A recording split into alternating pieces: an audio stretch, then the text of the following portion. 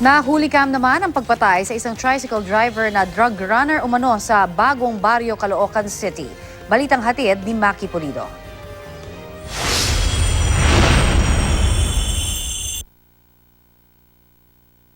Mag-aalas 2 ng madaling araw habang nakapila ang pinapasadang tricycle sa Bagong Baryo, Caloocan, pinaputukan ng baril ang biktimang si Noel Sison.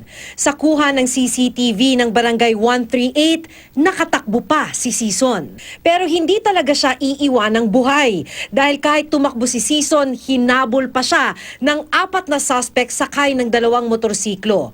Sinubukan ni Sison na pumasok sa isang gusali pero dahil sarado, sa entrada na siya inabutan ng mga suspect.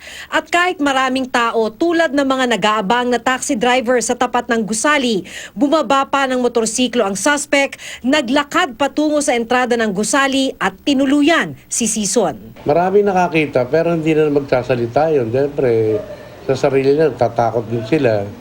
Hanap buhay ni Sison ang pamamasada ng tricycle, pero drug user at runner umano. Sa gabi bumabiyahe yan eh. Ang sabi sa akin ng mga tricycle driver din, siya yung runner ng shabu dyan sa loob. Dagdag si Sison sa tumataas na bilang ng mga namatay sa kampanya laban sa droga. Isang halimbawa ng extrajudicial killing dahil hindi napatay sa isang police operation. Lahat ng mga kaso ng pagpatay, kasama na ang kaso ni Sison, iniimbestigahan pa rin ng PNP. Maki Pulido, GMA News.